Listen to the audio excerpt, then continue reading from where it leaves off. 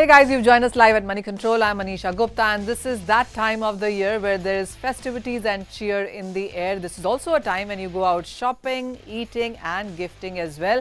And who better to throw more light on all of these trends than Vikaas Gutgutia, who's founder and MD at Ferns N Petals. Vikaas, hi, always a pleasure to have you. What's your sense on this festival demand? Because we've seen markets continue to be on a cheerful mood. There's a lot of buying happening in the street as well. How are the trends looking like, whether it's about B2B or consumer? I think it's happiness all around, and gifting and celebrating together is all about happiness. So it's a festival season. Diwali is coming, weddings are coming. So it's that time of the year where people get into a different zone, and I'm very happy that we're in a very happy space. Because what is it that you're getting new from FNP this time around? Have the trends changed over the years? Yes, I think change is the only constant thing, and the people are getting more conscious of what they're gifting. So gifts have become more thoughtful. People are also looking at sustainable gifts, eco-friendly gifts, which is environment friendly. With the pollution thing all around, people are conscious. And then one trend which is very, very encouraging and is definitely worth talking is personalization. A lot of gifts are personalized, where some memory can be shared in a manner which brings a smile on somebody's face. And of course, it's a Diwali time, sort of beautiful gift hampers and everything.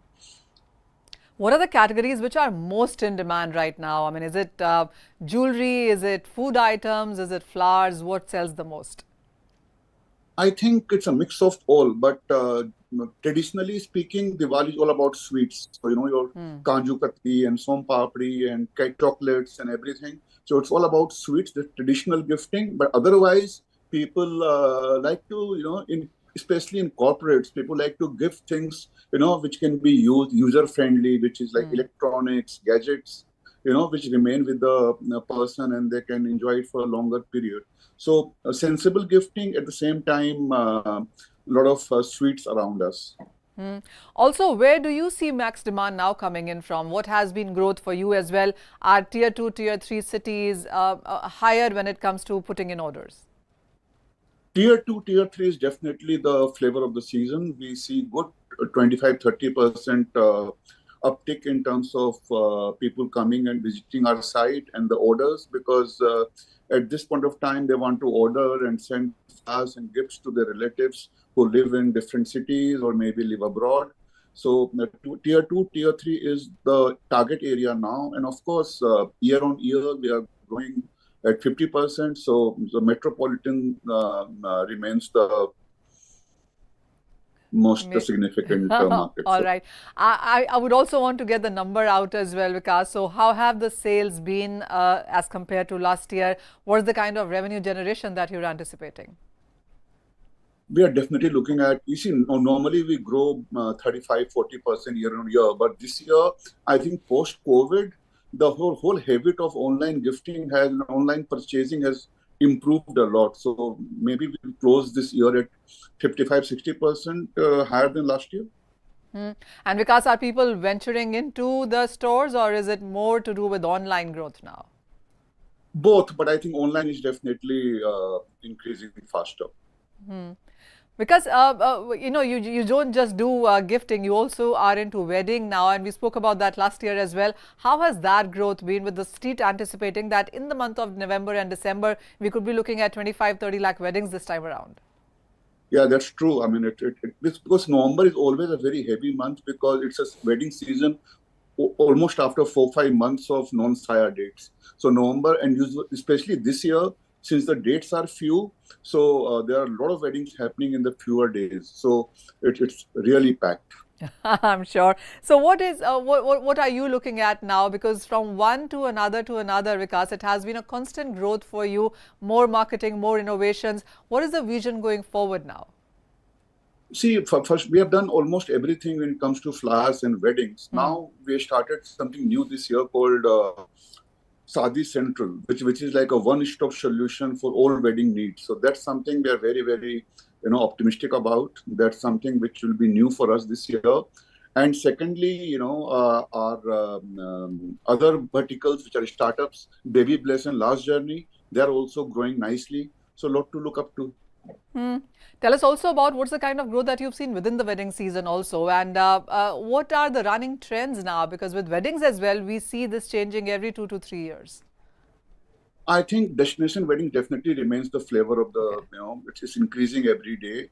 And people are, post-COVID, I can say people are more keen to have intimate weddings, where you have lesser people and you have people who matter more. Earlier, the trend was that more the merrier. Now it's more about intimacy. And one more thing is there that people are spending money, more money in a smaller wedding than they used to spend on larger weddings. So the quality of spending has definitely gone high. People have become quality conscious. Availability also increased. Earlier, we used to use a lot of artificial flowers for weddings. Nowadays, people want to use fresh flower, which cost you Okay. much more. So I think it's a healthy turn. I mean, it's a welcome change. Because also, how many of repeat consumers do you get, and what are the new ones that you keep adding? See, we have 25-30% customers who are loyal to us, who probably keep coming back on every occasion, everything. Otherwise, there are a lot of tier 2, tier 3 customers who are joining the brand, and it's growing globally.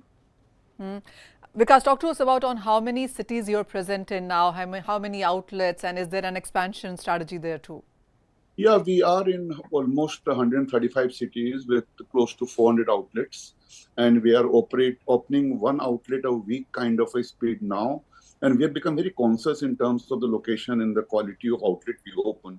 So we'll be touching 500 maybe next year. And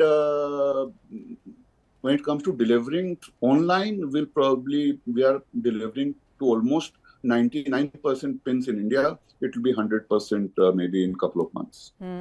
FNP as a brand, Vikas, where does the revenue stand right now? And if you could give us a number in sense of year-on-year growth as well. As I said, we are growing at a good 30 to 40% year on year. And Okay. this year, FNP.com, FNP Retail, we should be closing at 850 crores for this financial year. All right, those are big numbers. Vikas, as always, thank you so much for joining us and sharing with us the latest trends, the expansion plans, strategy, and of course, the marketing that FNP has plans to do.